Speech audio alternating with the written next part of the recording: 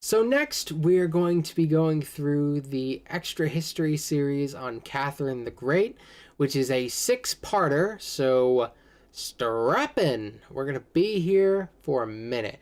Catherine the Great is a figure that I don't know a ton about. That's one reason I put her on there, because I really wanted to know more about her, and I don't know all that much. It's always interesting when you get to see a female leader in European history, uh, because they're not always common. They're not absent entirely. Every once in a while, you'll find these iconic European female leaders that are very strong, and you kind of feel the effect of their lifetime. Catherine the Great, despite me not knowing too much about her, has a very strong reputation. So that's interesting. I don't know all that much. I'm trying to think. What do I know about her? I believe she was she would have been considered a czar, right? I don't think there's any distinction there that I'm aware of. Uh I believe she was a leader during wartime, so there are going to be there's war with other European nations. I don't know which powers they are or how significant this is going to end up being. I mean, she's leading an immensely large country, which is inherently impressive. So I think there's a lot to get into here. I really enjoyed learning about Simone Bolivar. I'm ready to learn more about some other historical figures that have gone over my head. So we shall see. All right, so let's get it started. Part one. Girl Not sits quite alone Catherine in a yet. cold room in a great house on the German coast and dreams of being a queen.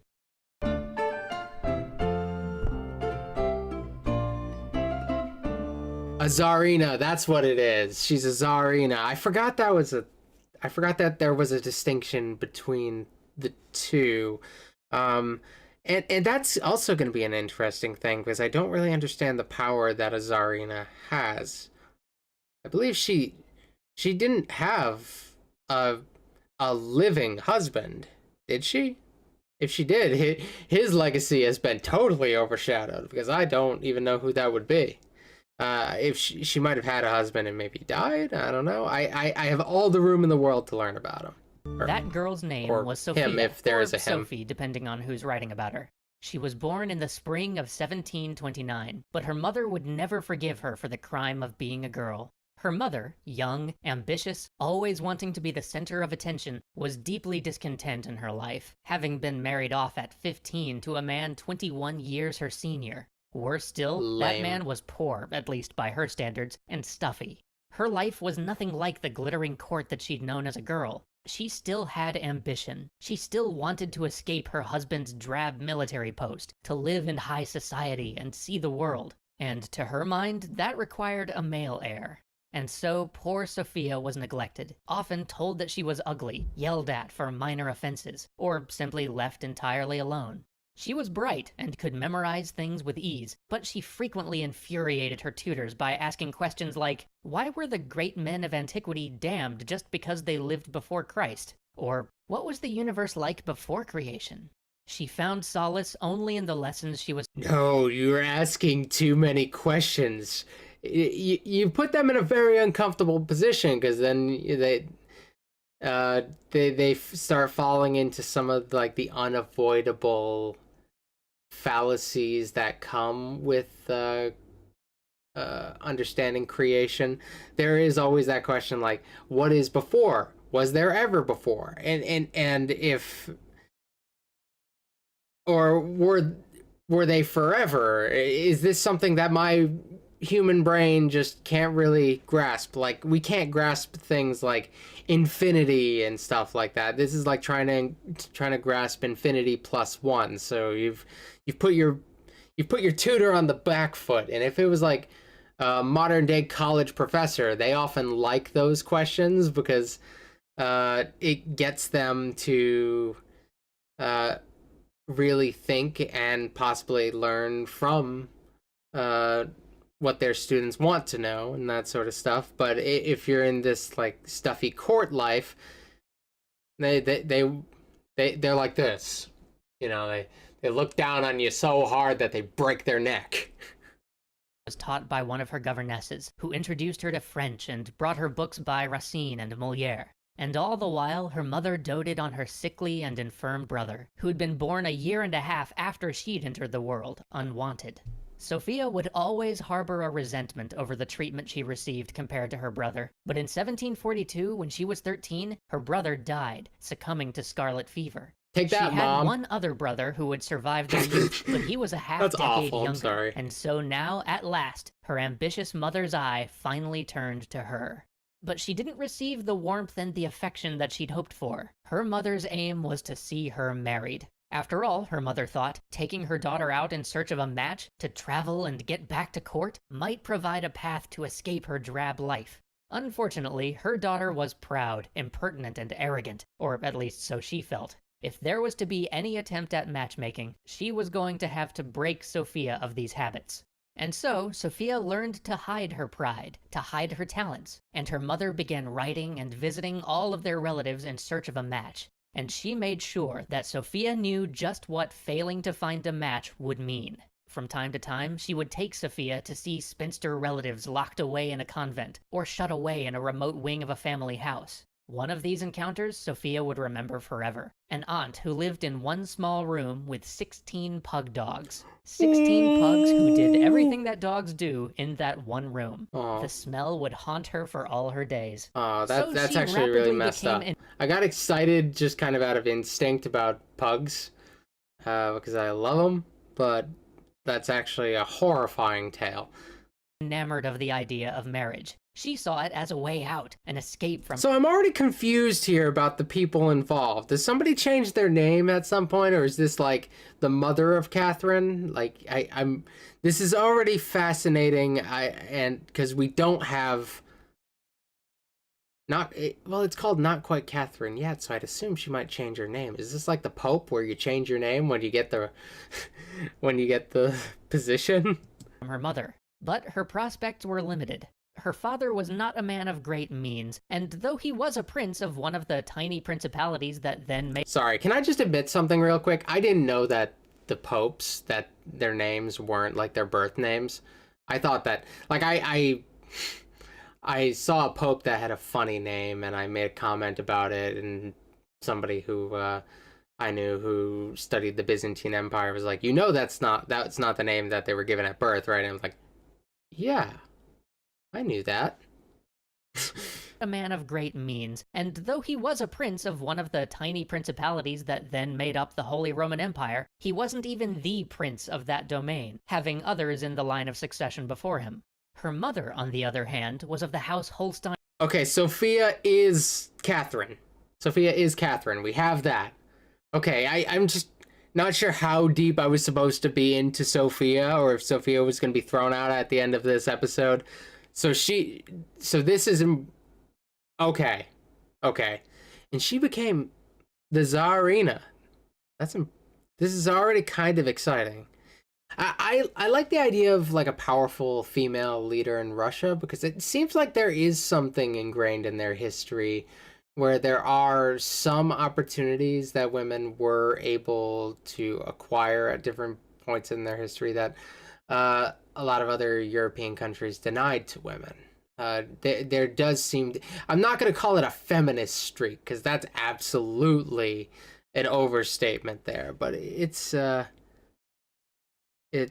interesting to find out about.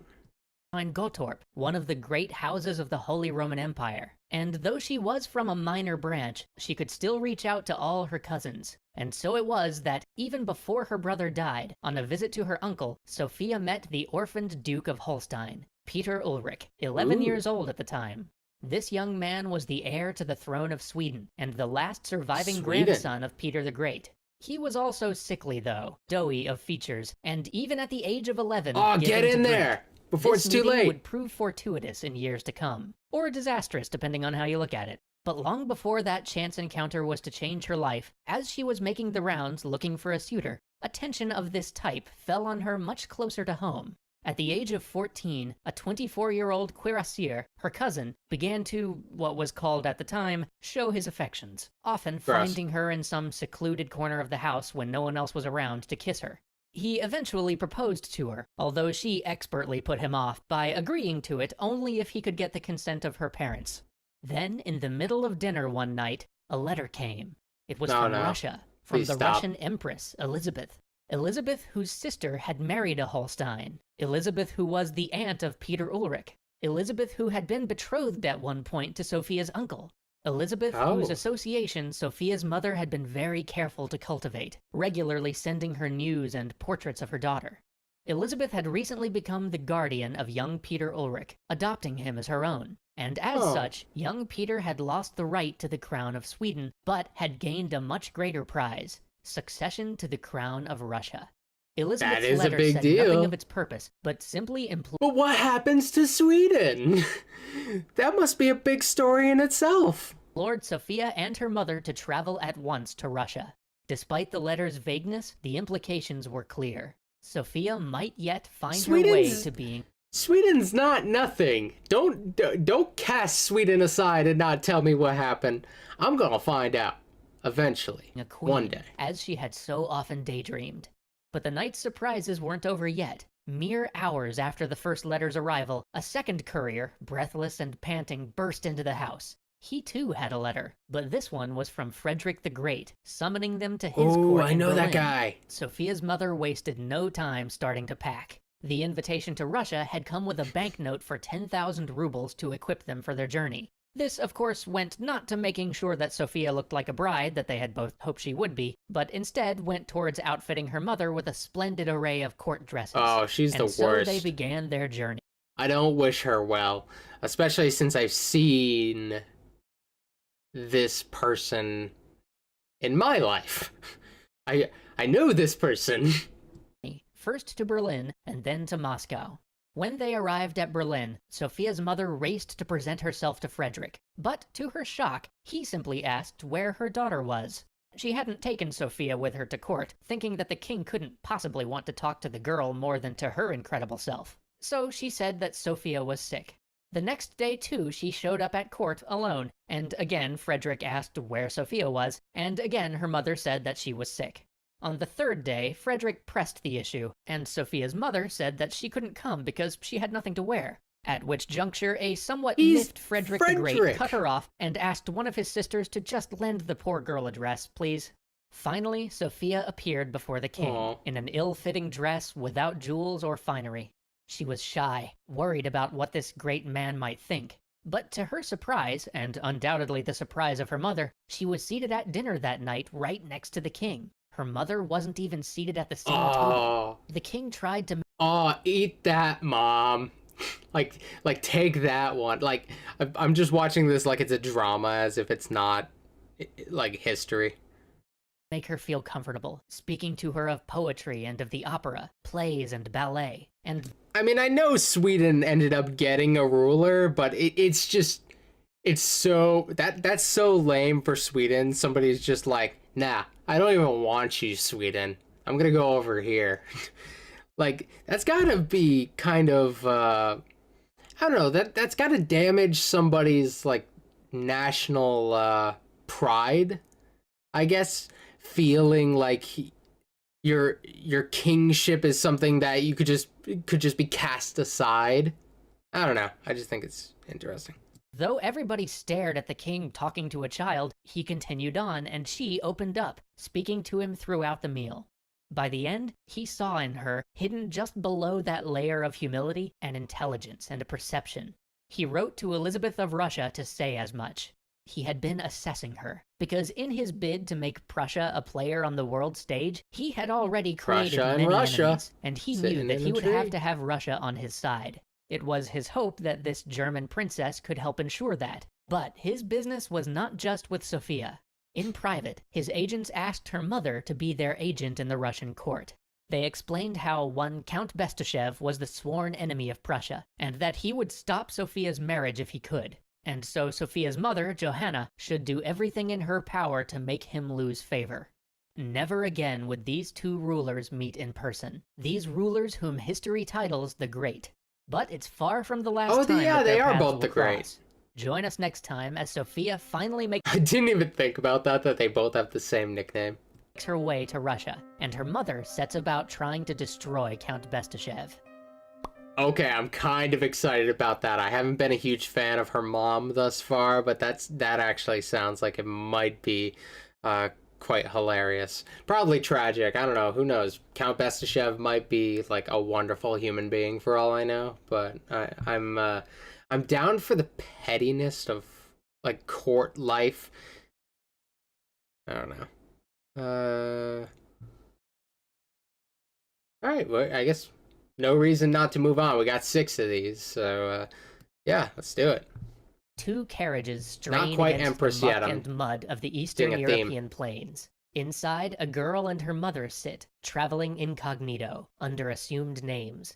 Each day takes them closer to Russia. Each day takes them closer to destiny. It's their assumed names. Not Catherine yet. For the first time in her life, Sophia was celebrated as someone special. Upon her arrival in Russia, the local fort fired its guns in her honor. People whispered of her presence as her sleighs chased the court from the Winter Palace to Moscow. When they caught up with Elizabeth's court, they were greeted by ministers, and then, to Sophia's delight, Peter himself. His fish-like appearance, nervous disposition, and his tendency to babble had not abated at all since— Hold on. Hey, Sophia, what's up? What you doing, boy? That's a cool sleigh. Do you know what time it is? they met when she was 10, but he was enthusiastic to see her, and her heart soared at the prospect of such a regal match. Then they were led in to see the Empress. That's really cool. Sophia was overwhelmed by the dazzling splendor. Never in her life had she seen such majesty. And so the ensuing days passed with her at Peter's side, and with each passing day she learned a little bit more about how boorish and unconcerned with his position Peter was. He told her about how much he loathed Russia. He barely even spoke the language, instead preferring German in all things. He hated the culture and the religion, planned to remain a Lutheran. He even told her that he did not— I mean, German was a very normal language to know, like, for international relations and stuff. I feel like I say this about a lot of languages. I mean, at some points in some places it's French. At some points in some places it's English. Given where they are, I'm not surprised that he would prefer German. And it might be pretty advantageous for him to have some pretty strong German. not love her, and rather was in love with someone else, but was resigned to marry her because his aunt wished it. Meanwhile, Sophia began to realize that it wasn't Peter she had to please, but rather the Empress, Elizabeth. She took rapidly to her study of Russian and the Russian Orthodox faith. This pleased Elizabeth, but Sophia took to her studies almost too much, staying up late at night in the harsh Russian cold to continue her practice. Soon she fell ill. Elizabeth herself rushed to nurse her, but it was pneumonia. Not many survived that disease in those days, and her recovery was made all the more difficult by the doctor's insistence on bloodletting. For weeks she lay at death. Bloodletting's still a thing. Oh, we haven't gotten past that in Russia either. Oh, bloodletting is just a hilarious concept. But when you think about it, I get where they're coming from. As somebody who doesn't know anything about medical science, and I don't pretend to know much about medical science, I can see how somebody might think, oh, you're sick. There's something bad in you. Let's get it out. Let's take it out in your blood. I get it. I understand how somebody could think that. In hindsight, it seems ridiculous, but I can see how somebody would come to that conclusion. So I joke about bloodletting a lot. And I goof on like, yeah, that was pretty dumb. But in reality, I get it. Door. But as the sickness burned through her, rumor of how she contracted the disease spread. Her love of Russia, for that's how everybody perceived her ardent studies, was made known, and she became beloved, even as she slipped in and out of consciousness. Then came a moment where everyone thought it was the end. Her mother requested a Lutheran priest, but Sophia, with what little strength was in her, asked for an Orthodox priest instead. and rumor of this washed throughout the land. Ooh. But even as Sophia's esteem was rising, her mother's came crashing down. Shortly after Sophia recovered, a series of letters that Johanna, Sophia's mother, had sent were intercepted. The King of Prussia had asked her to help him displace the Russian diplomat Bestashev at Elizabeth's court, and at this she failed spectacularly. Vastly underestimating her opponent, she got caught sloppily speaking ill of him, the Queen, and Russia. Elizabeth's ire was intense, and Sophia sat within the blast radius. A courier burst in on Sophia and Peter while they were playing and told Sophia that she was to pack, that she was to be sent away immediately. Luckily, before her exile, she managed to get a moment with Elizabeth and humble herself before her. Elizabeth's fury abated, and she decided that the child could still marry her nephew. She even allowed Sophia's mother to stay, although her standing at court was greatly diminished. Elizabeth even accelerated things, pushing forward Sophia's formal conversion to Russian Orthodoxy. She has to stick around, but, like, she can't be important. She has to be, like, the very small figure fading into the background. That's a fate worse than death for a narcissist. So that the official betrothal could take place. But at the dinner after the betrothal, Johanna exploded in an outburst when she was not seated at the table reserved for royalty, saying that she would not be seated with mere ladies of the court. Elizabeth obliged her and sat her in a totally separate room by herself. With Sophia's conversion to Orthodoxy came a new name. She was rechristened Ekaterina, or as we know her in English, Catherine. After this, Catherine spent her days in the royal life, dancing, attending court, going to balls, simply counting down the days until the wedding. But then tragedy struck. Peter was laid low with smallpox. Catherine waited nervously for news. Eventually, Peter recovered, but he was disfigured, his already batrachian features now marred by the scars of the disease. The first time Catherine looked upon him, she was horrified. But the illness also stirred a resolve in the Empress Elizabeth. The realm needed an heir. There was no time to wait, no time to risk some other horrible malady. And so, Catherine and Peter were married. The affair was grand, full of splendor. Catherine's dress was of the finest make, and she was decked out with jewels. All of the highest and most notable members of the court were there. There was dancing and revelry, and then, at last, the ladies of the court escorted her to her bedchamber. There, not knowing what to do, she waited alone. And she waited. And waited. 2 hours later, Peter showed up, reeking of alcohol, and crashed onto the bed, passing out in an instant. At last, her marriage had freed her from her mother, but now Catherine had a new humiliation and torment. Her husband showed no affection for her, and spent all of his days playing buffoonish children's games, making his servants dress up like soldiers and march around his room. Even when Peter was eventually made to give up such things and sleep in the same room as his wife, rather than be with her, he would wait until dark when their governess was gone, and then take out his toy soldiers and have one of the maids move them across the bed as he ordered them about. This continued for 7 years. Then Catherine met a rakish young nobleman, far more knowledgeable in the ways of love than she. At first she resisted his advances, but eventually she gave in. Soon after, she was pregnant. She suffered through 2 horrible miscarriages, and then, finally, a son was born. Whispers abounded as to the son's actual parentage, and though... I mean, if there's any question, then I would assume Catherine and her husband would have had to have at least done it once. If it's even like... If they're not absolutely certain that this is somebody else's, they must have done it at least once, which was probably a miserable experience given... the context I have thus far been given, but yeah, from the sound of it, I don't like the dude's chances. In both looks and temperament, he seemed Peter's son, and not any of the young lovers Catherine had taken. The matter would never be settled conclusively. But that didn't really matter, for as far as anyone official was concerned, Russia now had an heir.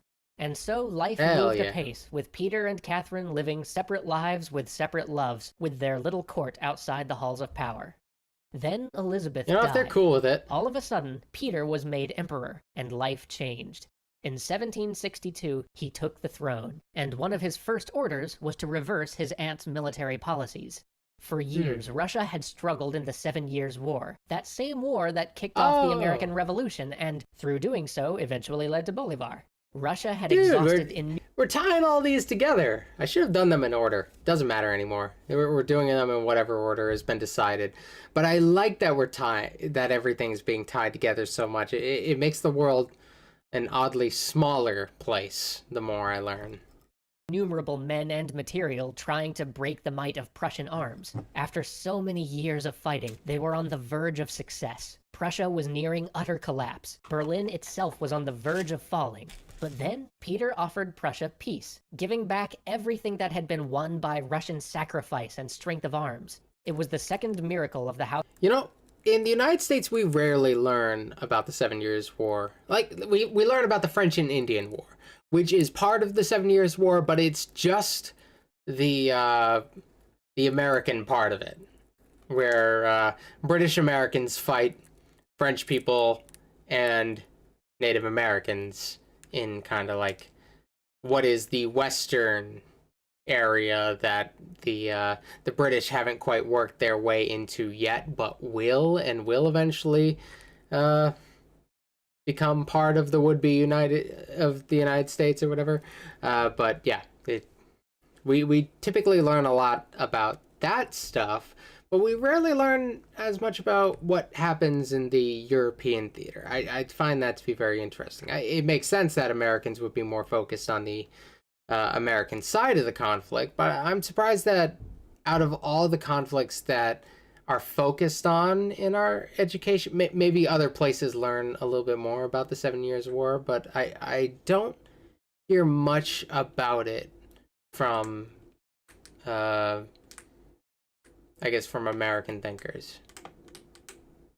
House of Brandenburg. It saved Prussia and Frederick the Great, but it sat ill with the Russian people. It sat even worse with the Russian military and nobility. Catherine was horrified. Peter was more concerned with his title as Duke of Holstein than being Tsar of Russia. He had just given up on the most important war in the world in order to turn all of Russia's might against Denmark so that he might restore some small claim of the House of Holstein that they'd lost years before. And though some of his domestic policies were progressive and hailed as necessary reforms, for the most part, Catherine watched him blunder from one alienating act to another. Yeah, pulling out of a war isn't inherently bad, even if it's like a large war. Like, it's not inherently bad, but he doesn't sound like he's coming from the right place. Like, one could justify the decision of pulling out of the 7 Years' War, I'm sure, under the right circumstances. But these don't seem to be the right circumstances. If it really was just for that, like, petty reason that they give, if there aren't more layers to it, then that's insane. During the funeral of his own aunt, while Catherine showed herself to be the model of orthodox humility and respect, Peter didn't even make an effort to appear to care about orthodox customs and made a mockery of Elizabeth's funeral. He would go even further with his contempt for the church, trying to secularize all church property and even demanding that clergy shave their beards. But it really was the campaign in Denmark that doomed him. Such an act, so completely disconnected from the interests of Russia, showing such complete disregard for the honor of the army or even the well-being of its men, was one step too far. And more foolishly still, against the direct counsel of Frederick the Great, the very man who he so admired and whose peer he now considered himself to be, Peter let this little war pull him away from Moscow, to remove him from the center of power and the court. Soon a plot began to form to replace Peter. And at the center of that plot was his replacement, his wife. Join us next time for a coup, a coronation, and a queen, as Russia moves from its bumbling Tsar to its resplendent new Tsarina. Yay! I'm kind of over him at this point. Alright, moving on. For months, keeping it moving. Catherine? Empress Catherine at last. Okay, so they're not continuing that with that same title theme throughout the whole thing. Gregor Orlov, together with one of her lovers, had been working with men high in government and the military to replace what they all saw as a disastrous and incompetent emperor, Peter. They'd been slowly putting out bribes and winning the hearts of the local guard regiments in St. Petersburg. But on the night of June 27th, it all came to a head due to a slip of the tongue.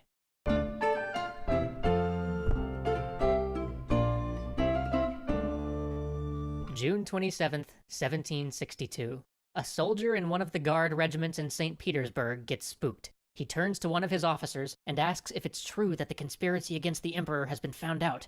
Turns out the officer he just asked is one of the few who was not in on the plot. The soldier is arrested on the spot, as is one of the Guard officers who is central to the rebellion. The time is now or never. The revolt must begin. The principal conspirators... I don't know if this is originally a quote from him. When it comes to Benjamin Franklin, you never know what is something he's borrowed or what's something he made up. But I believe the phrase is, 3 men can keep a secret if 2 of them are dead. And it basically lays out the idea that the more people you let in on a secret, the more likely it is to get out. Well, that's one thing you can take out of that metaphor. There's other things you can take out of it, of course. Gather, panicked. A man named Panin, a man who would go on to be one of Catherine's highest officials, stays them, saying their freedom could only be assured for a few hours, so they must act, and they must act now. The brother of Catherine's paramour is dispatched to Peterhof, the palace outside of St. Petersburg where Catherine's staying. He dashes out and pulls aside the first carriage he can find. Money makes the driver push the horses hard through the night. Meanwhile, Peter is asleep at Oranienbaum, a small post outside of Petersburg where he's staying to observe one of his regiments before his Danish adventure. The brother of Catherine's lover arrives just as Catherine is waking at 5 a.m. Hi, Bird Mom. Thanks for joining the chat. He's fine. He hasn't even freaked out yet, so thank you for checking in. He's doing a wonderful job. The brother of Catherine's lover arrives just as Catherine is waking at 5 a.m. The time has come, he says. He quickly relays the night's event. Good coup. Skipping all the elaborate dress of a high lady of the time, Catherine immediately rushes to the carriage. The horses are exhausted from the travel of the previous night, but as they are crawling down the road toward the capital, a farm wagon on its way to morning market passes. They stop it, and the Empress Consort pushes money into the farmer's hand. She has his 2 great farm horses tethered to her carriage right then and there, and they speed towards St. Petersburg. Out in the drill yard, Peter is making his small contingent of Holstein soldiers parade before him. A messenger brings news of the arrest of the guards and the possible conspiracy. Peter shrugs it off. One by one, Catherine goes to the barracks of each of the guard units stationed in Petersburg. One by one, the regiments swear fealty to her in a jubilous tumult. Meanwhile, Peter is playing violin in his room. A man rushes in to tell him he has a message about happenings in the capital. Annoyed at the interruption, Peter tells the man to put it on the table. He'll read it later. He never does. Surrounded by guards, a procession with Catherine at its center makes its way to the Cathedral of Our Lady Kazan, where the Archbishop of Novgorod pronounces her sovereign autocrat of Russia.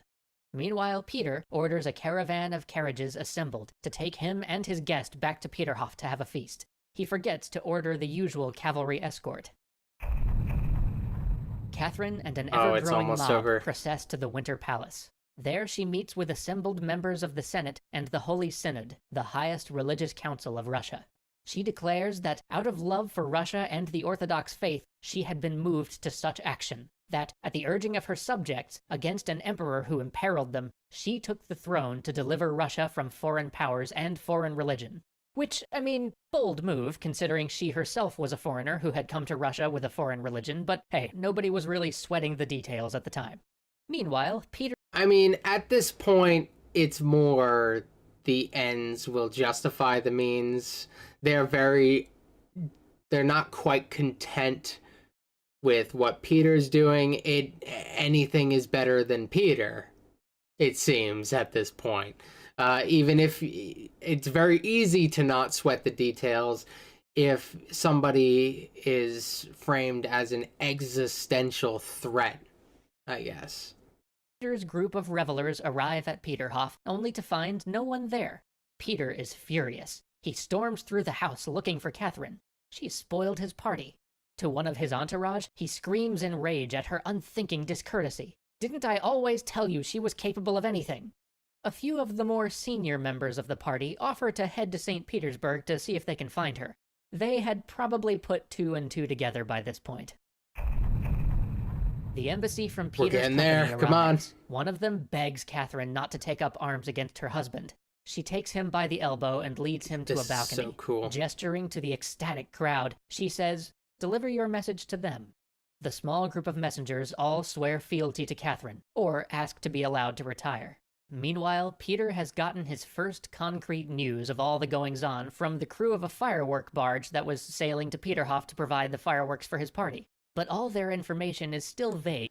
What I'm missing, I think, and I think I'm gonna have to learn a little bit more about Catherine and where she became so politically ambitious.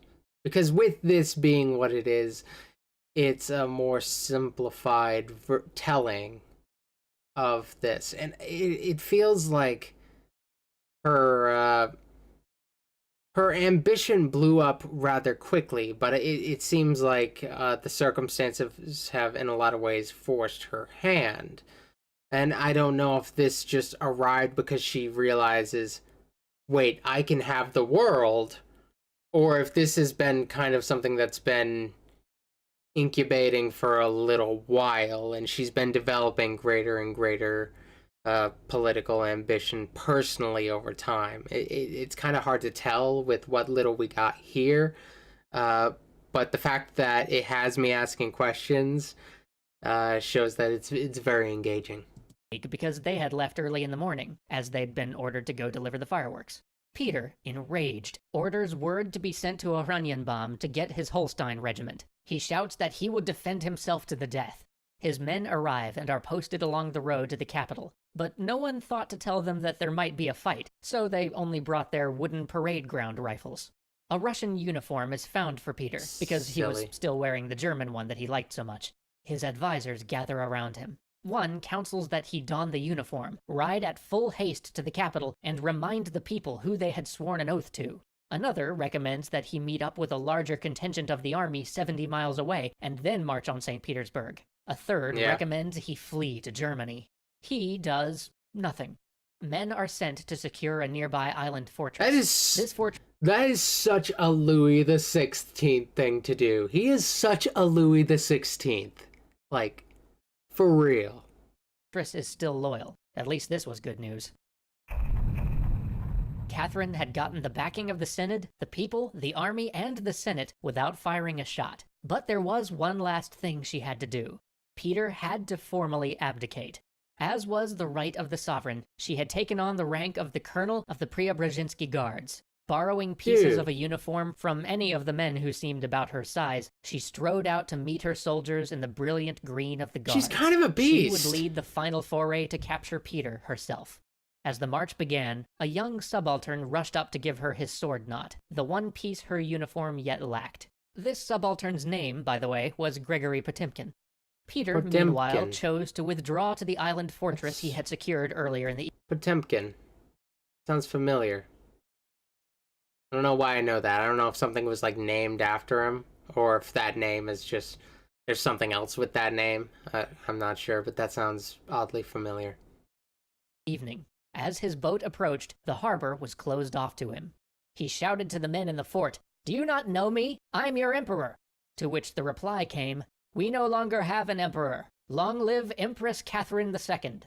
In the time between him sending his man to secure the fort and him choosing to finally go there, the top admiral of the Navy had sworn allegiance to the new empress and headed to the fort to take over its command personally. Peter fled into his cabin to hide. When he returned to Peterhof, he dismissed everyone and then went to his room, refusing to speak to his staff. Then he composed a letter to Catherine, apologizing for his bad behavior and offering to share the throne with her. Ooh. At first light, Catherine receives Peter's letter. He doesn't seem to have a lot of leverage in this situation. I don't know. She doesn't really have... She can share it, or she could take it all. Like, what power does he really have under these circumstances? What defense can he build up right now that he hasn't already had the opportunity. Like, if he took action quickly, he might have been able to do something, but if he was going to take action, he would have done it by now. I don't know. Hey, Typical Otaku, thank you for joining. Thank you, Aiden, for popping in and hanging out with us. She is unimpressed.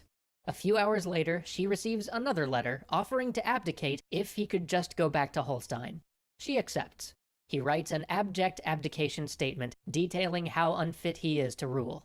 Needless to say, a few weeks later, he wound up dead in a drunken brawl that was probably a cleverly disguised assassination. Clearly, His yeah. idol, the man he kept telling himself he was equal to, Frederick the Great. Of the affair, Frederick merely said he allowed himself to be dethroned like a child being sent to bed.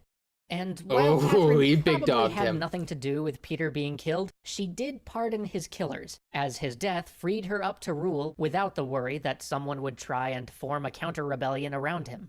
And rule she did, rapidly reversing almost all of Peter's policies. As Russian forces were literally on the verge of engaging with Denmark, riders arrived with Catherine's orders to return home. In fact, that was the order to all the Russian troops in Europe.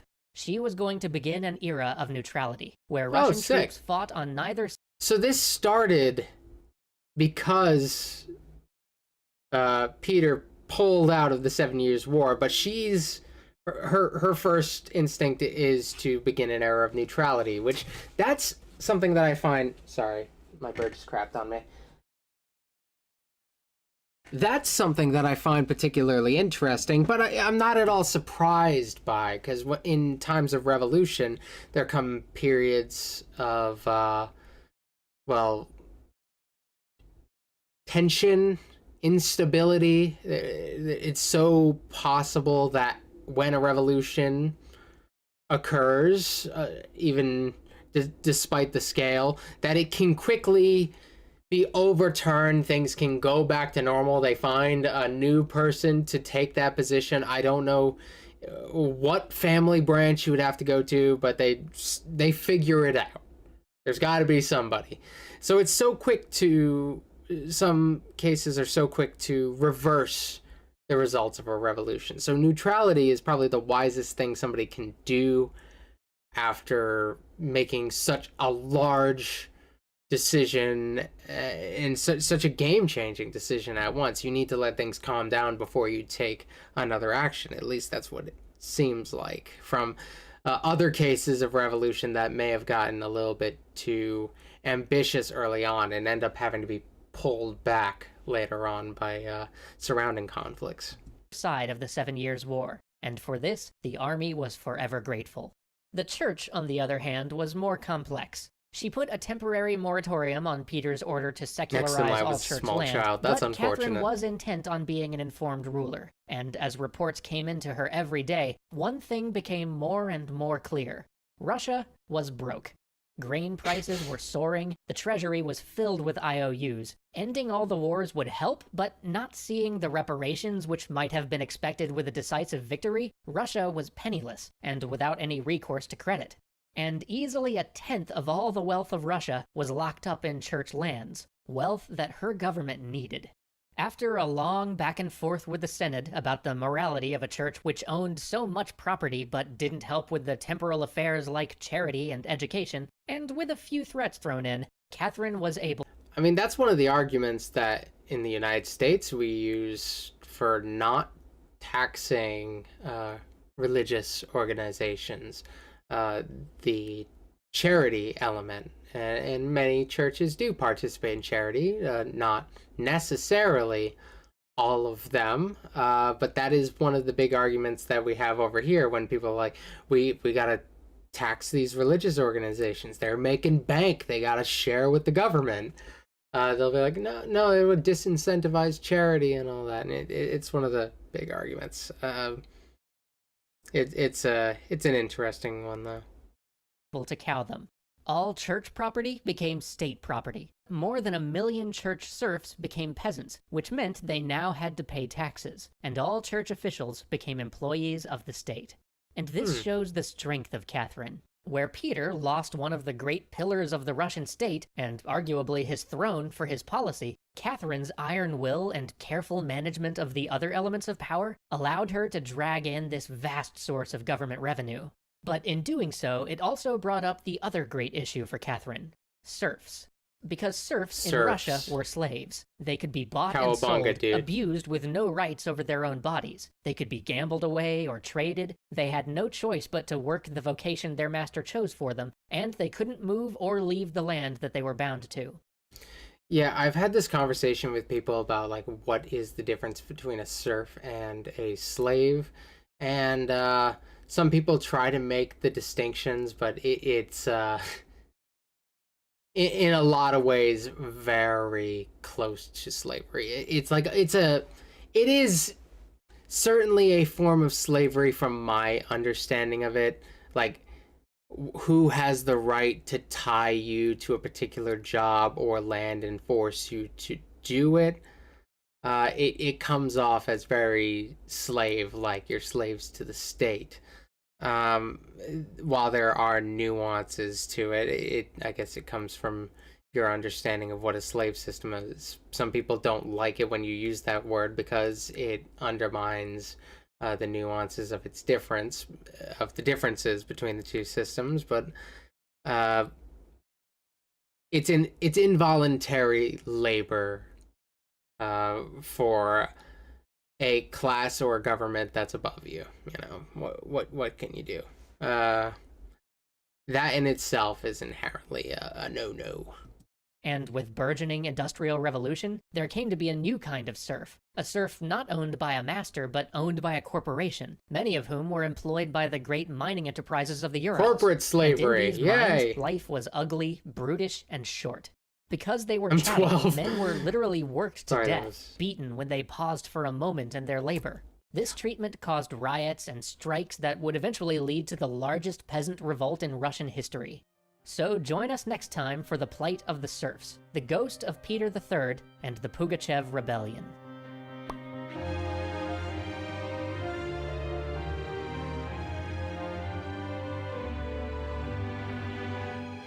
Alright. What are we on 3? So halfway there, living on a prayer. Okay, reform, rebellion, and greatness. So Catherine's gonna have an opportunity to really come into her own here. This is pretty exciting. Church finally under her control, Catherine could at last focus on her great project, the law.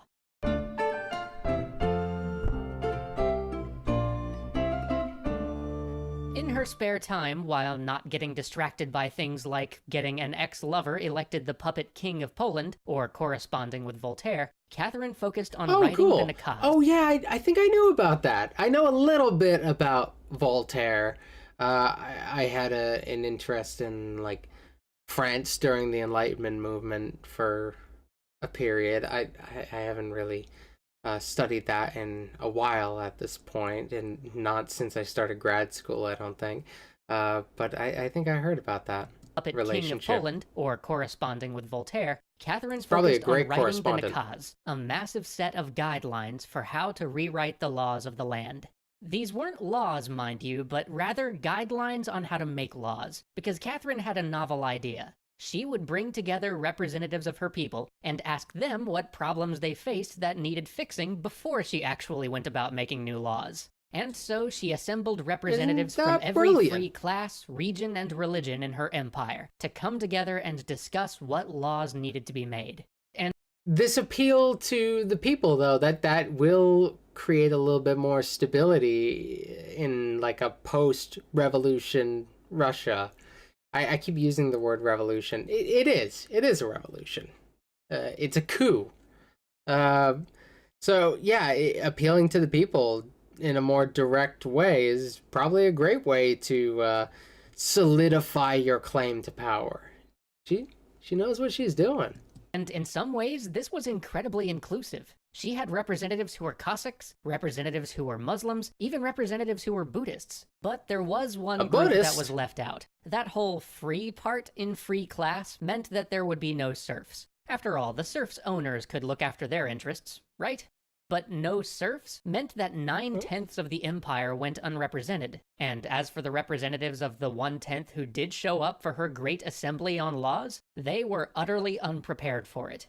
There really hadn't been much involvement in government in Russia up to this point, and truth be told, many of the people involved held at least some suspicion that this was a trick or some sort of loyalty test. For the first of many meetings, they debated what honorific to award Catherine. If you were wondering, the Great just narrowly beat out All-Wise Mother of the Fatherland. Catherine found this infuriating. Did they not understand that she had called them here to help her figure out what laws to make, not to just give her titles? Well, no. In fact, a fair number of them couldn't even read the guidelines she gave them, and even fewer really understood the heavy Enlightenment philosophy which formed the basis of the Nakaz. Oh yeah, she's got to be a really sophisticated political thinker. If she's corresponding with people like Voltaire, she's got to be like on another level from a lot of these people at this point. Like the circles that she's running by now, she's like uber educated. I don't know when literacy picked up in Russia. I don't know how much Protestant tradition would have affected them. Meant that getting anything useful from them was like pulling teeth. The merchants wanted the rights of nobles. The nobles wanted to be able to engage in commerce as merchants, and the peasants mostly gave very specific complaints about how that jerk Boris from the next village over keeps letting his cows trample my fence. Can we make a law about that? Catherine was an autocrat at heart. She believed in absolutism, but she wanted data. She felt that an autocrat should rule with knowledge and understanding. Yeah, but cute. Knowledge and understanding were in short supply in these meetings. Finally, after much frustration, the whole affair was called off. Foreign events had become more pressing. Remember when I mentioned that Catherine had put a puppet on the Polish throne? Well, she'd been having that puppet do things that were more and more clearly against the best interest of the Poles. The Polish people finally rebelled, and the Russian army was sent in to put the rebellion down. But in doing so, a Russian regiment chased fleeing Polish insurgents into Ottoman territory. Don't cross the French border! had been leaning on the Ottomans to get into the Polish conflict for some time, and Don't want to bring the Ottomans into it. The excuse. So the Not worth Ottomans it. locked up the Russian ambassador and went to war. This man, turned you out to brought be the Ottomans a into poor it. decision on the Ottomans' part. Once seen as near equals, the Russians belied expectations and delivered the Ottomans a series of crushing defeats. I guess the Ottomans aren't like... This isn't the same Ottomans you might find in other periods. Like they're not necessarily at their peak right now. So okay. Sometimes I have trouble keeping track of like the peaks and valleys of the Ottoman Empire. Land, the Russian forces, led in small part by one Grigory Potemkin, seemed invincible. And at sea, where the Turks thought themselves to be unopposed because the Russians had no port on the Black Sea, the Russians conceived of a bold plan to take the Baltic fleet, sail it all the way around Europe, and surprise the Ottoman fleet from the rear. The plan worked. The Ottoman navy suffered massive losses at little cost to the Russians. But the Russians didn't get quite as much from the war as might first have been supposed, partly because of pressure from other foreign entities who didn't want to upset the balance of power too greatly. And partly because something curious was happening back home in the Urals. But first we must talk of the treaty that ended the war, the Treaty of Kachuk-Kainarza. It gave the Russians a fair swath of territory, but most importantly, this is it gave super Russia fast. ports on the Black Sea, which had been one of their strategic goals for a very long time. It also provided war reparations, which helped with the ongoing problem of Russia being kinda broke. Lastly, it made Russia the protector of Orthodox Christians living in the Ottoman Empire, something that will absolutely come up if we ever cover the Crimean War. Alright, so... that's Mary Seacole. That will absolutely come up if we ever... So if you didn't see last week's post-show, if you're a channel member, we did this one for last week's post-show. It was a two-parter, Mary Seacole. She was very interesting. It's so interesting seeing somebody who's half black, like thriving in some ways in a European environment. In some ways she didn't thrive, but you'll just have to see it. If you're a channel member, it's there. So that's for last week's post show. If you want to become a channel member, you can get access to that post-show, the post-show for this week's event thing, which might not be back until might not be out until tomorrow. And you get your name in the crawl. There's a plug. Ever cover the Crimean War. Link in the description. With the war against the Ottomans thus concluded, Catherine could turn to another niggling issue, the fact that half of her country was up in arms. At first, it seemed like a small revolt, a little nothing out in the boonies. But then, when Catherine sent a force to pacify it, that force was defeated. So she sent another force out to pacify it. It's an adorable representation. The commander lost his head. Literally. This was getting to be a problem. In fact, it was a huge problem, one that would require the help of some of those troops that had been tied up fighting the Ottomans to solve. Because what had started out as a small group of discontented Cossacks had grown into the largest peasant rebellion Russia had ever seen.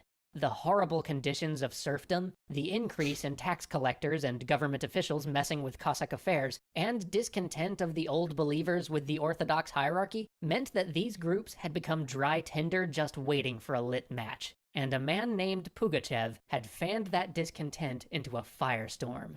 Pugachev claimed that he was Peter III, that he had escaped the attempt on his life, and that his wife and the evil nobles had deposed him because he was about to sign into law a decree freeing all the serfs. He was also offering freedom of religion and a tax-free return to the traditional way of life for the Cossacks. To a lot of people, that sounded like a pretty good deal. And for a year, they held sway over vast parts of Russia, often dealing savagely with any nobles unlucky enough to cross their path. But at last, as the troops began to pour back from Ottoman lands, Catherine sent out an overwhelming force to snuff out the rebellion. But even as this fire was being put out, a much worse specter flared up. Smallpox.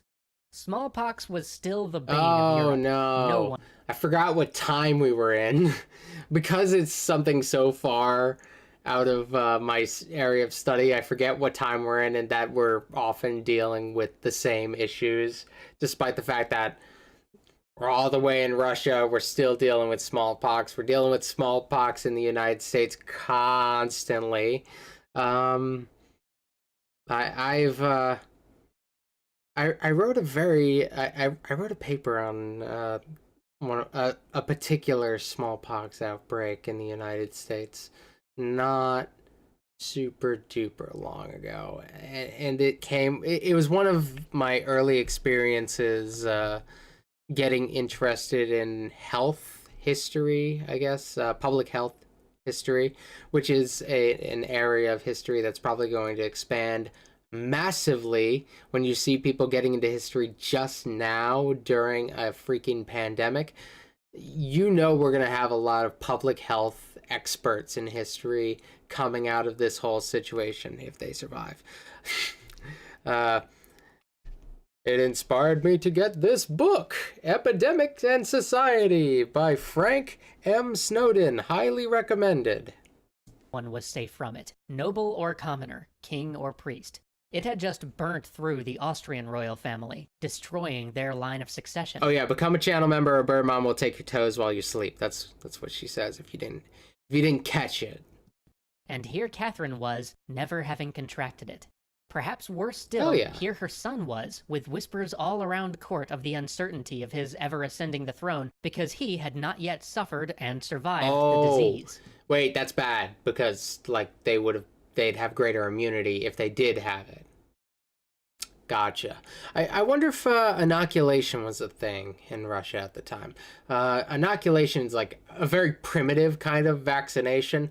One method of doing so, they would just literally cut open the pustules on people's skin and do an incision in the person to be inoculated, and they would just dip like a piece of string or something and then dip that same piece of string into the blood, well, into the incision on the individual seeking immunity. They would pretty much always catch it, but it would be under more controlled circumstances, and then they would have that immunity. Yay! Catherine herself said that she lived in fear of the disease every day. Too many people she had known had been claimed by it. So at last, student of the Enlightenment that she was, she took a bold step.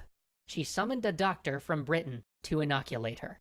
This science was fairly Hey! new at the time, and though the doctor she brought in was one of the experts in the field, everyone thought her mad. Many were convinced that she would die.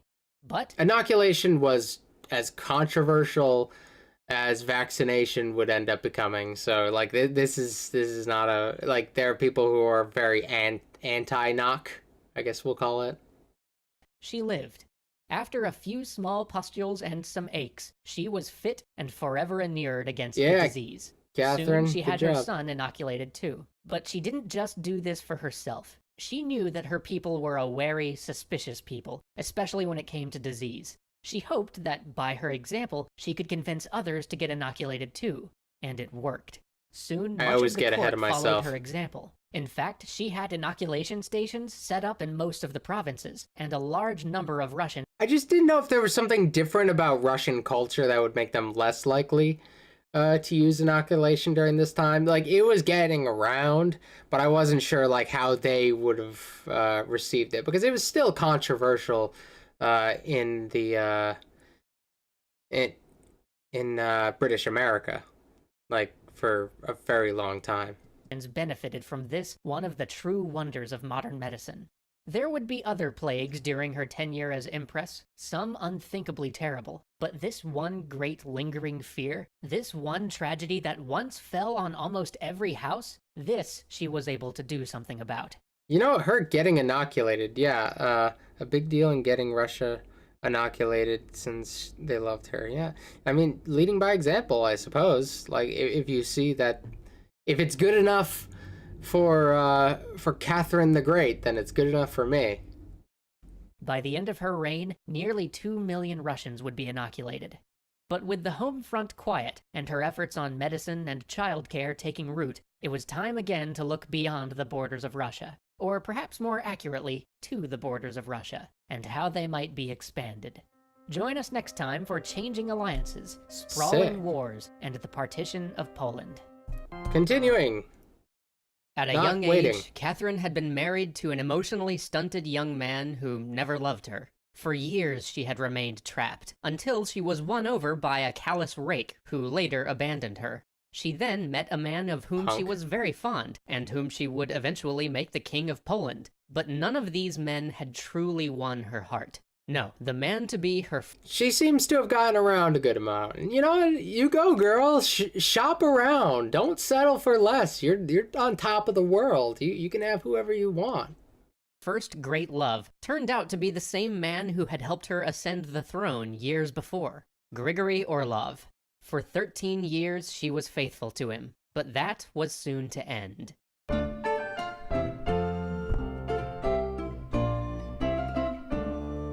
Grigory Orlov was brave and bold, never flinching at danger or personal risk. But he was also boorish, rude, and impertinent. He was ill-educated, with no interest in any of the Enlightenment ideas that Catherine so fancied.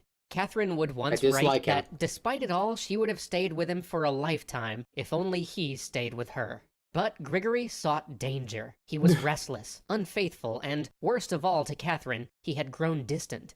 She sent him off on a diplomatic mission. There he failed, displaying the same arrogance that he had displayed at court, the same uncouth rudeness and sense of superiority that had gotten him hated by her nobles. But it didn't really matter at this point. Catherine had sent him away because she was already done with him. Too long had she suffered his infidelity, his harsh words, his sense that he was superior to the Empress herself. As his replacement, Catherine picked up a safe, I mean, she's an empress, but she's still a woman.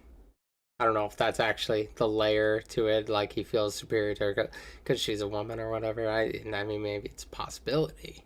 pretty, dull young man who she would rapidly come to call the most boring man in all of Russia. She found her time with him interminable. Not because he didn't Look, it's try, me. and not because he was unrefined like Orlov, but because he never had anything interesting to say. But then, she found Potemkin.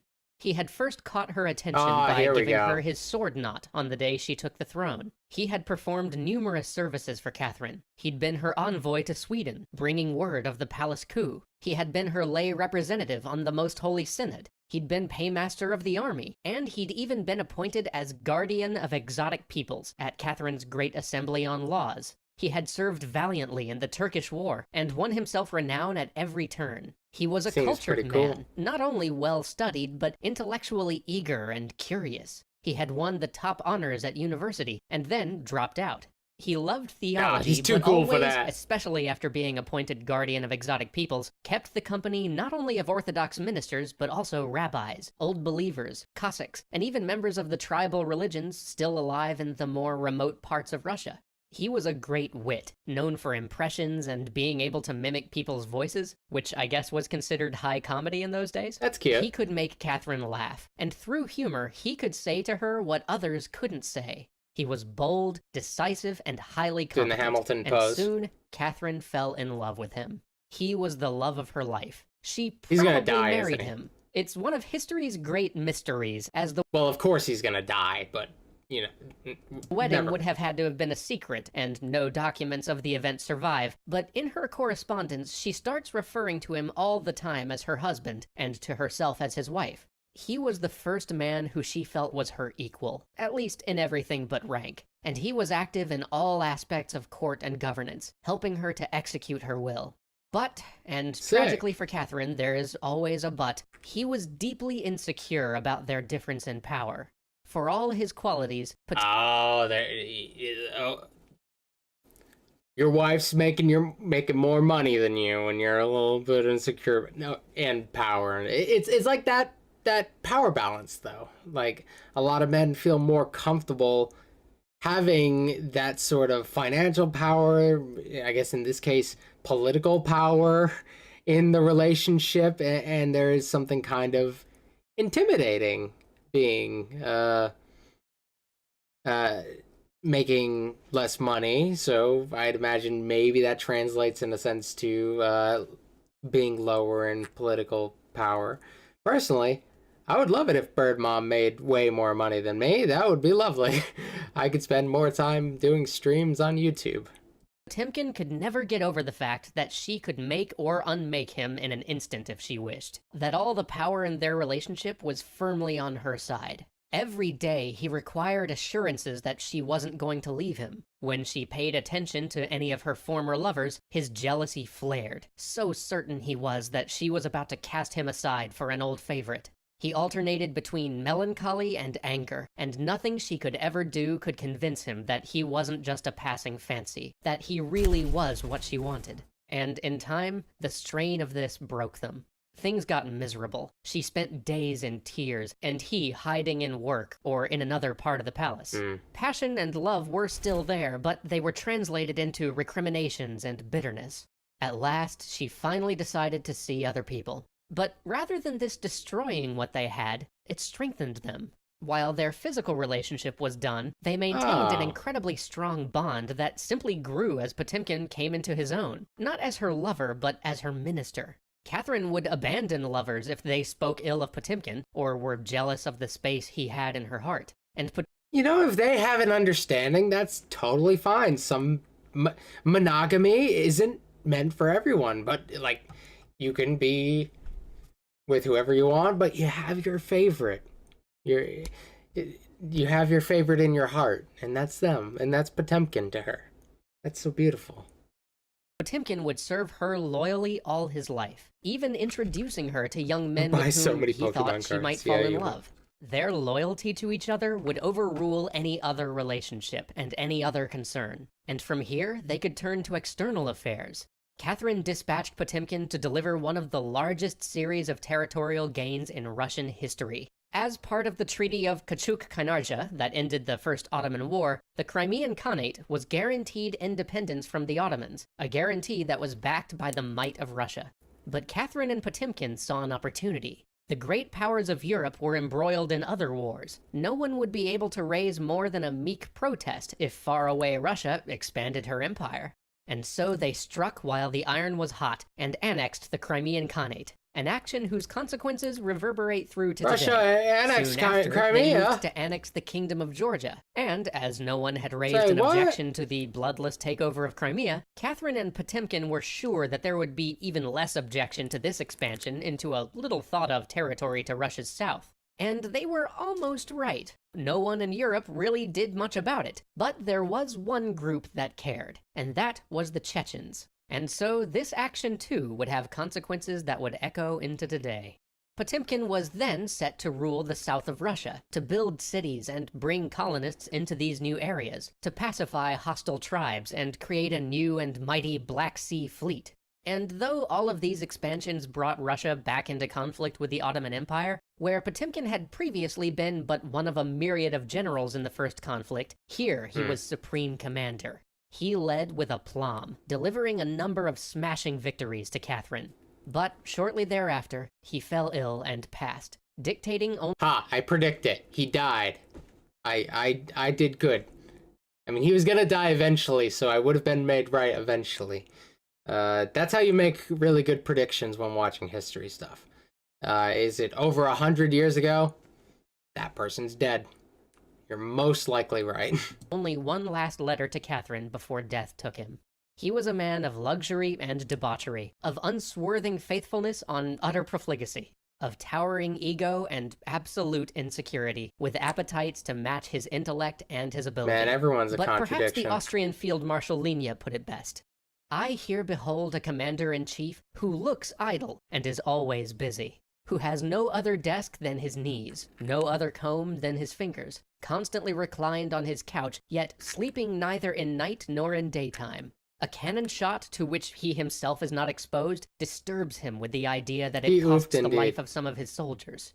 Trembling for others, brave himself, alarmed at the approach of danger, frolicsome when it surrounds him, dull in the midst of pleasure, surfeited with everything, easily disgusted, morose, inconstant, a profound philosopher, an able minister, a sublime politician, not revengeful, asking pardon for a pain he has inflicted, quickly repairing an injustice, thinking he loves God when he fears the devil, waving one hand to the females that please him, and with the other making the sign of the cross, receiving numberless presents from his sovereign, and distributing them immediately to others, preferring prodigality in giving to regularity in paying, prodigiously rich and not worth a farthing, easily prejudiced in favor of or against anything, talking divinity to his generals and tactics to his bishops, never reading but pumping everyone with whom he converses, uncommonly affable or extremely savage, the most attractive or repulsive of manners, concealing under the appearance of harshness the greatest benevolence of heart, like a child wanting to have everything, or like a great man knowing how to do without, gnawing his fingers or apples or turnips, scolding or laughing, engaged in wantonness or in prayers, summoning 20 aides-de-camp and saying nothing to any of them, not caring for cold, though he appears unable to exist without furs, always in his shirt without pants, or in rich regimentals, barefoot or in slippers. There's so much description for this dude. Home, and tall, erect, proud, handsome, noble, and majestic when he shows himself to his army, like Agamemnon in the midst of the monarchs of Greece. What then is his magic? Genius, natural abilities, an excellent memory, artifice without craft, the art of conquering every heart, much generosity, graciousness, and justice in his rewards, and a consummate knowledge of mankind. However you view him, he served Catherine to the end, and in the end, he was the love of her life. Before his death, though, there was one thing that Potemkin didn't get to resolve, and that was the matter of Poland. Join us next time as we delve into the disappearance of Poland from the map of Europe until 1918. The shift. Dude, oh yeah, that did happen, right? Like, Poland's history is weird. Like, I never bothered to ask, I suppose. Okay, we're getting into our conclusion. Hold on, I want to shifting alliances of Austria, Prussia, and Russia, and the last days of Catherine, and the succession to her throne. Oh yeah, who does take over? Once the terror of Eastern Europe, Poland had long been in decline. Catherine. Wait, does she still have kids? Did any of her kids survive? I don't know. Yeah, he'll remind me. A lot has happened in this past hour and a half, maybe. I don't know. Aimed to make that decline how long has it been? Permanent.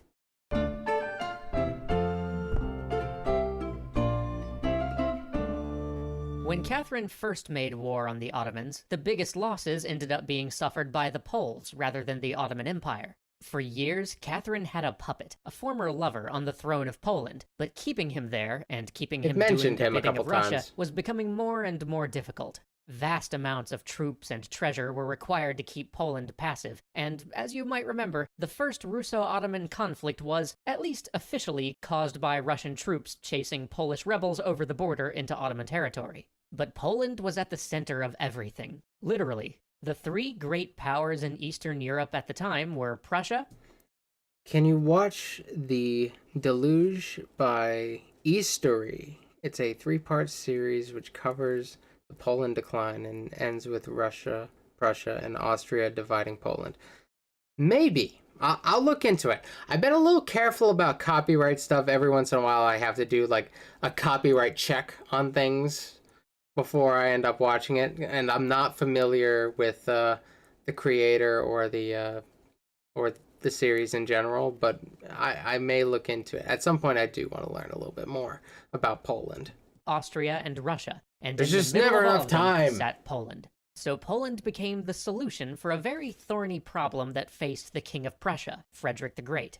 You see, Frederick had agreed to a secret alliance with Catherine, but the terms of it were very specific. If either of them fought with one of the other powers, all the other had to do was provide some financial support. But if either was attacked and ended up fighting two powers, well, the other one had to go all in, joining their side. Now, Frederick really I just noticed this. Does she have an Audi?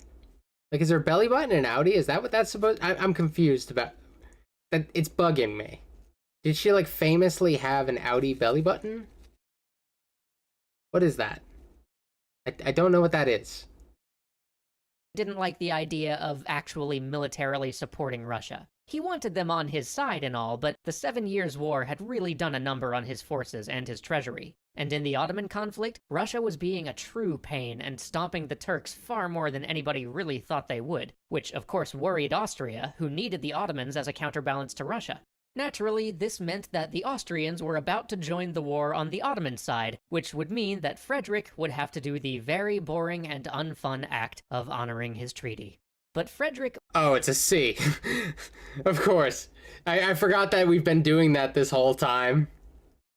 I forgot that it was a C. My bad.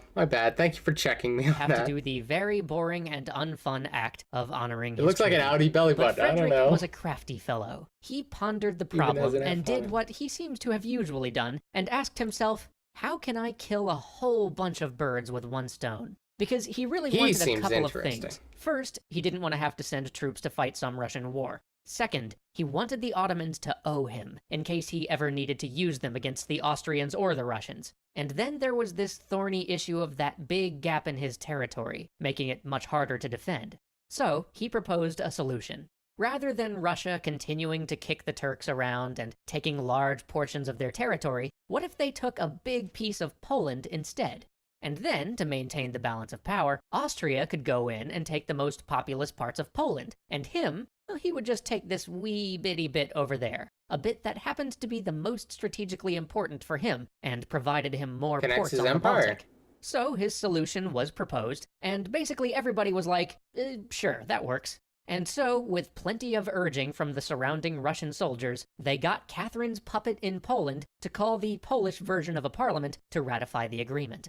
Of course, not enough members showed up to actually ratify the thing, but that wouldn't be a problem. The first thing those who did show up decided to do was change the rules, and thus huge segments of Poland became Russian, Austrian, and Prussian overnight.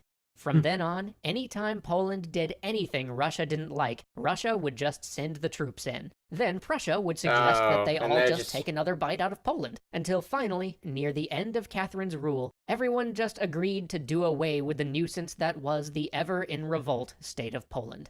But as Catherine's life came to its close, and the last chapter in the reign of Catherine the Great Poland was a mess, but you didn't have to do them like that. All thoughts were on one thing: the succession. And here, perhaps, for all of Catherine's triumphs, was her greatest failing, the place where her own weaknesses and insecurities show through. The tragedy of her reign was that she left behind no one to carry on her legacy. After her, Russia would never again have a truly great emperor. Her son Really? would grow up to be like the husband Catherine had despised. When he was Lame. born, little Paul had been whisked away by the then Empress Elizabeth. Maybe it was his For son. 8 years, Elizabeth had had maids and servants raise the boy, and when he was at last returned to Catherine, there was a distance between them that could never be bridged. The young man expected the warmth and attention that he'd They never ate received during Poland. those years apart from his mother. And while That is Catherine pretty tried, funny. Paul would always be Sad, but jealous of funny. the men in Catherine's life, as she seemed to focus more of her energy on them than on him. And this was compounded by Catherine's own paranoia. She saw her son not as an assistant and an heir, but as a potential rival, as the one person who might have a more legitimate claim to the throne than she. So she kept him away from the halls of government, is away a good from any point. responsibility, from being an actor in the affairs of state. And slowly, he took to idolizing the father who might not have been his father. He would play with soldiers and march his servants around like Peter had.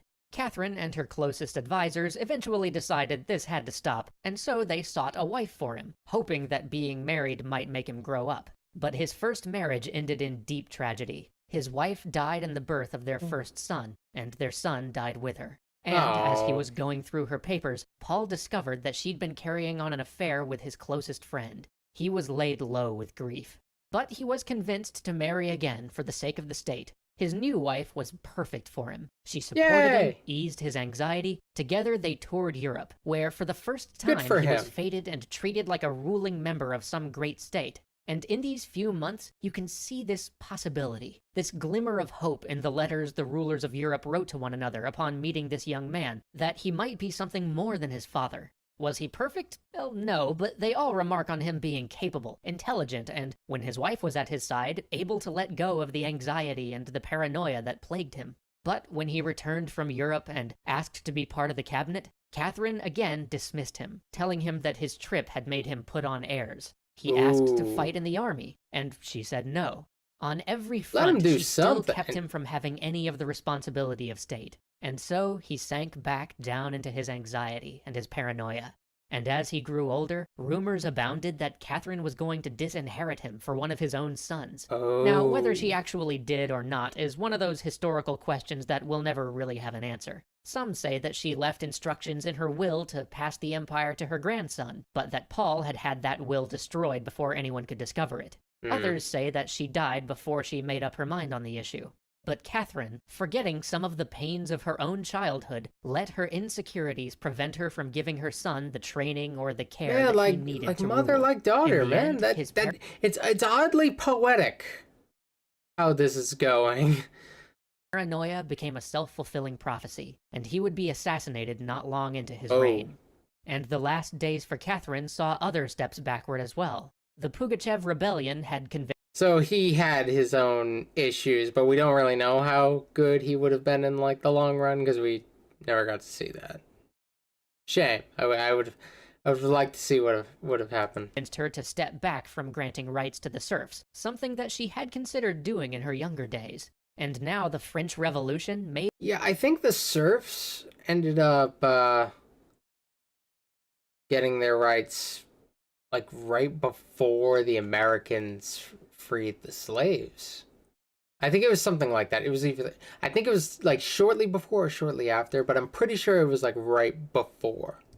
made her doubt all of the Enlightenment ideas that she had so loved, and that in some ways had helped her carry her country so far. She banned private printing presses, and made all works be approved by a censorship office. She even stopped the circulation of books by some of the very men she had corresponded with in her youth. Not And so, Voltaire. in the end, on the 17th of November, 1796, Catherine died of a stroke, leaving behind her a Russia that was larger, stronger, and more developed than ever before. She had championed health, maternal rights, and education. She had expanded the country on every border, from Poland to Georgia to Alaska. She patronized the arts, built great palaces and wonders like I mean, the they all Hermitage. do. Under her, the army had gone from a second-rate power scoffed at in the halls of Europe to something feared the world round. She issued the first Russian banknote and brought the Enlightenment to Russia. And though she began to step back from that Enlightenment and left Russia with a dynasty incapable of completing her legacy, The serfs got their rights in the late 19th century, so after slavery was abolished in the U.S. Yeah, I believe I remember reading something about like whatever act it was that was uh that that gave them their rights.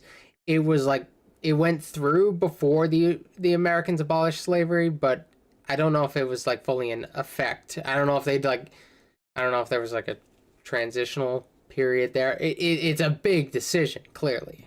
It cannot be said that she was anything but the Great. Either way, it's close. Damn, dog, that one was pretty cool. That was a really, really fun one. I don't know if that beats Bolivar or not. Like, as far as, like... I think Bolivar is so much closer to what I'm interested in, but she was a personality I feel like I could feel a little bit more. I guess that's sort of the trade-off there. Thematically, I really love the I really love the themes of the Bolivar series. I'm a sucker for revolution, but we got some revolution in this one too, in a way. So like there were a lot of really cool things. It was really cool. She really lived quite the full life, one would say.